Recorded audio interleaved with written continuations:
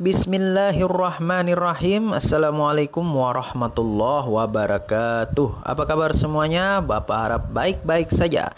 Kembali lagi bertemu di channel Bapak Guru 1988, saluran informasi dan pendidikan bagi kita semua. Oke, baik. Di video kali ini kembali kita membahas tentang FRTWK yang sudah saya gabung pada hari pertama, kedua, dan ketiga, serta hari keempat hari ini, yang beberapa soalnya saya cari dan saya lihat belum dibahas di channel-channel lain. Kemudian untuk jawaban juga saya lebih lakukan penelitian atau research agar jawaban yang saya sajikan itu sesuai dengan penjelasan yang ada di video yang akan kita saksikan bersama. Baik, tanpa menunggu berlama-lama, mari kita mulai untuk latihan soal TWK Tes CPNS 2024. Soal pertama ini temanya kewarganegaraan ya. Seorang anak yang terlahir dari seorang ibu WNA atau warga negara asing dan ayah warga negara Indonesia, akan tetapi anak tersebut belum genap berusia 18 tahun. Maka kewarganegaraan yang diperolehnya adalah A. Indonesia, B. Asing mengikut orang tuanya, C. Ganda, D. Tidak memiliki kewarganegaraan, atau E. Stelsil aktif. Nah, sebelum menjawab, rekan-rekan, mari kita lihat penjelasannya. Anak berkewarganegaraan ganda adalah anak sebagaimana dimaksud dalam pasal 4 huruf C, huruf D, huruf H, dan huruf I, serta dalam pasal 5 Undang-Undang Nomor 12 Tahun 2006 tentang Kewarganegaraan Republik Indonesia. Anak dalam kategori berkewarganegaraan ganda ini diberikan ruang hukum atau kesempatan untuk memiliki dua kewarganegaraan secara bersamaan secara terbatas, yaitu hingga usia 18 tahun atau sebelum itu namun sudah kawin. Pembatasan ini diatur dalam pasal 6 Undang-Undang Nomor 12 Tahun 2006 yang mengamanatkan anak berkewarganegaraan ganda setelah berusia 18 tahun atau sudah kawin untuk harus menyatakan memilih salah satu kewarganegaraannya. Nah, jadi sudah ada kepastian ya rekan-rekan sekalian bahwa jawaban untuk soal nomor 1 itu adalah C ya rekan-rekan sekalian. Jadi sudah ada kejelasan tentang pembahasannya. Oke, lanjut. Soal nomor 2 rekan-rekan sekalian.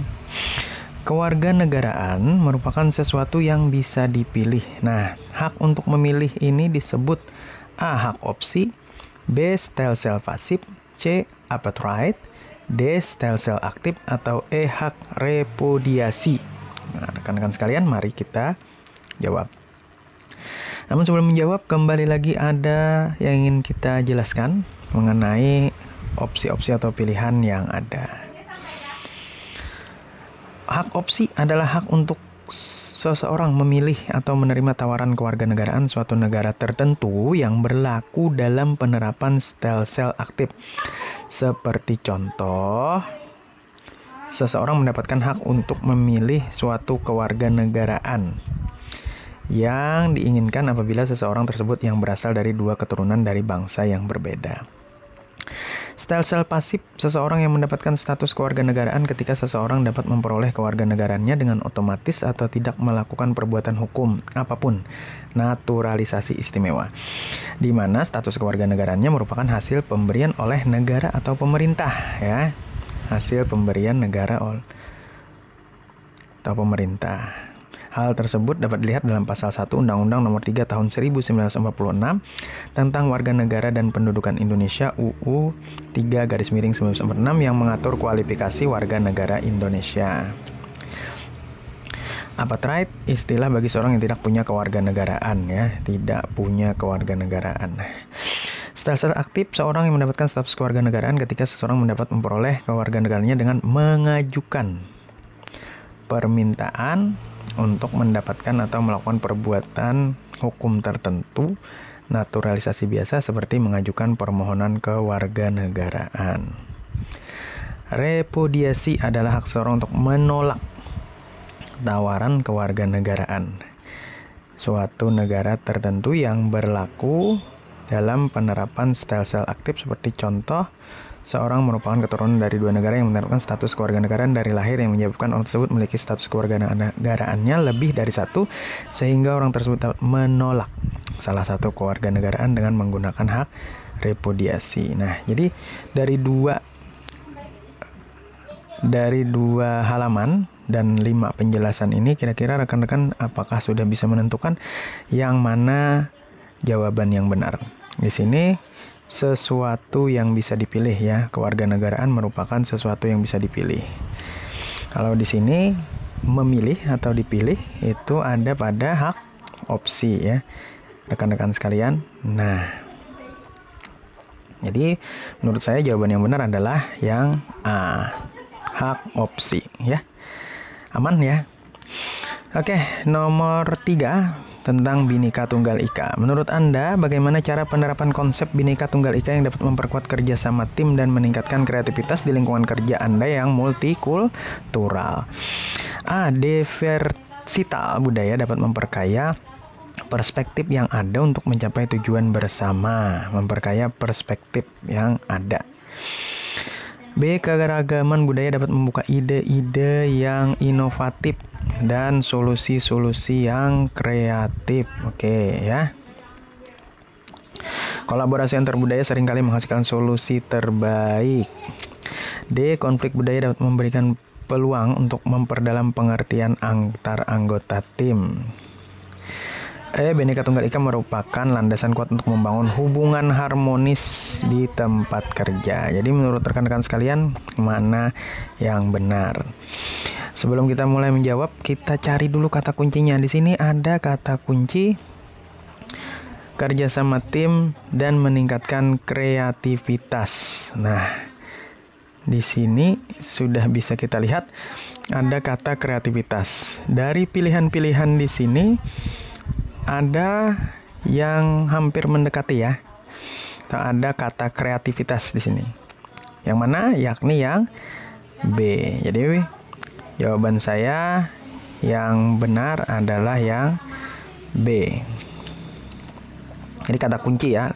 Di sini tidak ada penjelasan lebih lanjut, tapi saya menekankan kepada rekan-rekan sekalian untuk melihat kata kuncinya. Di sini ada meningkatkan kreativitas. Udah berarti di sini kreatif dan inovatif. Soal nomor 4. Nah, ini penalaran ini, rekan-rekan sekalian. Implementasi Bhinneka Tunggal Ika harus tercermin pada A. Pola pikir yang selalu mendahulukan kepentingan bangsa di atas kepentingan pribadi dan golongan. B. Pola pikir yang perlu menghindari adanya perbedaan. C. Pola pikir bagaimana agar masyarakat aman dan damai. D. Pola pikir bagaimana cara memperkukuh persatuan dan kesatuan. E. Pola pikir agar selalu dapat membuang sikap fanatik.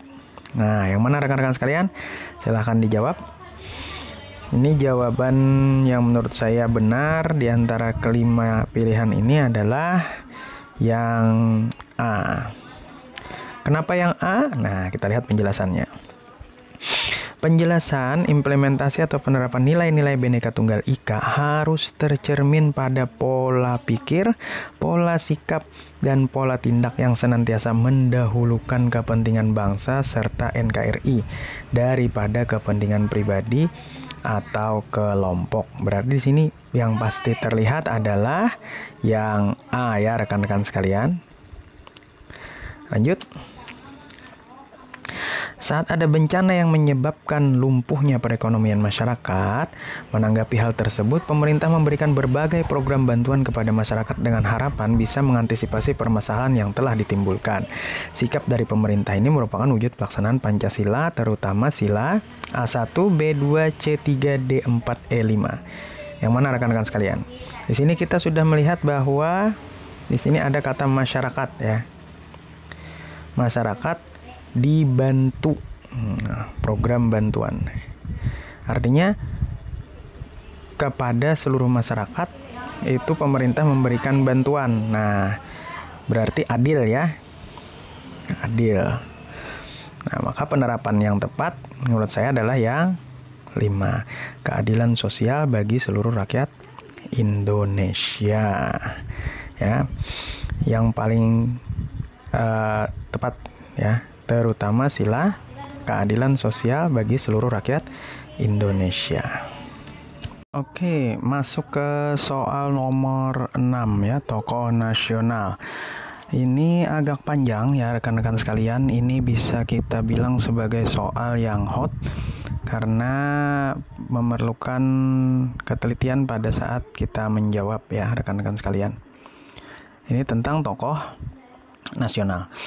Pada saat menyampaikan pidato pada perjanjian Renville, kita tahu bahwa Haji Agus Salim sempat mendapatkan gangguan ketika akan menyampaikan pidato di hadapan seluruh delegasi yang hadir. Namun hal tersebut tidak membuat beliau gentar dan mampu mengatasi keadaan dengan tenang. Menurut Anda, manakah pernyataan berikut yang bisa menggambarkan wujud sikap nasionalisme beliau saat itu di masa sekarang ini? A.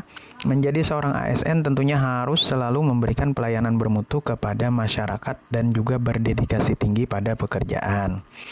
B. Mengutamakan pola pikir untuk lebih mementingkan kepentingan bangsa dan negara di atas kepentingan pribadi dan golongan. C. Mampu mengambil sikap dalam bertindak dan bertutur untuk mencerminkan fundamental seorang aparatur yang handal. D. Maksimal dalam melakukan pekerjaan, disiplin, dan terus mengembangkan diri, serta memberikan ide-ide kreatif dalam pekerjaan. E. Memberikan yang terbaik dan terus mengupdate diri untuk bisa berjalan sejajar rumusan zaman yang mengutamakan teknologi guna memberikan hasil yang lebih baik. Nah, di sini semua jawaban sangat bagus ya jawabannya, yakni positif semua. Tapi ingat kita kepada rumusan atau rumus soal yang harus kita terapkan rekan-rekan sekalian, yakni kita mencari kata kunci. Kata kunci di sini bukan cerita tentang Haji Agus Salimnya, tapi saya melihat di sini ada kata sikap nasionalisme. Di mana sikap nasionalisme ini seperti yang kita tahu adalah pola pikir, pola sikap, dan pola tindak yang mengutamakan kepentingan kepentingan bangsa dan negara di atas kepentingan pribadi atau golongan. Nah, jadi di antara 5 pilihan ini kita sudah bisa mengetahui yang mana jawaban yang benar. Ya, benar sekali, yakni jawaban yang B. Ya, mengutamakan kepentingan bangsa dan negara di atas kepentingan pribadi atau golongan. Itu menurut saya rekan-rekan sekalian. Baik, itu saja. Bagaimana rekan-rekan sekalian? Apakah aman? Namun tetap jika memang jawaban yang saya berikan agak keliru atau ada kesalahan melalui prediksi-prediksi soal yang sudah saya berikan, kita bisa berdiskusi di kolom komentar. Insya Allah nanti saya akan jawab satu persatu. Dan jika jawaban rekan-rekan sekalian memang benar adanya sesuai dengan logis dan penjelasan, itu bisa saja kita terima. Oke, terima kasih sudah menonton video saya. Semoga soal-soal yang saya berikan bisa bermanfaat bagi rekan-rekan sekalian. Tapi tetap ya rekan-rekan sekalian, ini soal dalam bentuk hanya prediksi, jadi tidak pasti akan keluar. Oke, terima kasih. Salah hilap mohon maaf. Wabillahi taufiq wal hidayah. Wassalamualaikum warahmatullahi wabarakatuh.